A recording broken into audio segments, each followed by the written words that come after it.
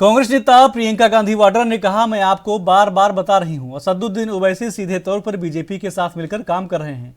जहां भी भाजपा को अन्य दलों को पीछे धकेलने के लिए किसी को मैदान में उतारने की जरूरत है, वह ऐसा कर रहे हैं। तेलंगाना चुनाव में ये बात बिल्कुल साफ हो गई है।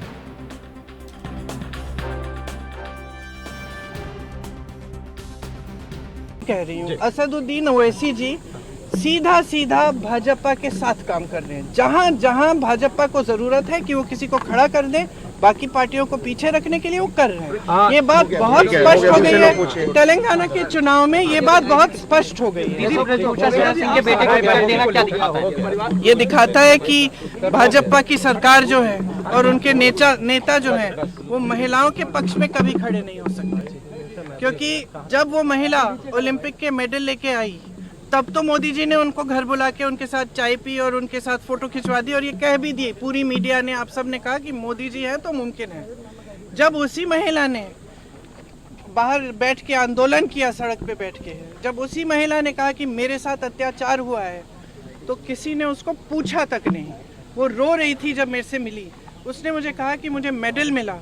मैंने सोचा था कि अगर मैं बैठूंगी तो कम से कम मेरी सुनवाई होगी, कोई तो सुनेगा, लेकिन सरकार में किसी ने नहीं सुना। और आज ये परिस्थिति है कि उनके बेटे को टिकट मिल गया है चुनाव में। तो ये स्पष्ट हो गया है कि महिलाओं के अत्याचार की बात, महिलाओं के आरक्षण की बात, ये सब चीज़ें जो जब ये लोग कहते हैं कि हम खड़े हैं महिलाओं के लिए या हम आरक्षण दिलवा रहे हैं, तो ये सब चुनावी, उनके लिए चुनावी जुमले हैं, बस इससे ज्यादा कुछ नहीं।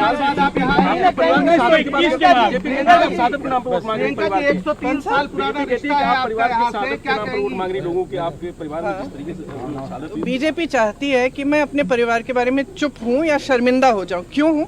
क्यों शर्मिंदा होंगी मैं अपने परिवार के बारे में? गर्व है मुझे अपने परिवार पे, गर्व है मुझे इंदिरा जी पे, जिन्होंने इस देश के लिए इतना कुछ किया, जिन्होंने पाकिस्तान को तोड़कर बांग्लादेश बनाया। गर्व है मुझे इंदिरा पर कि उनकी शहादत हुई इस देश के लिए।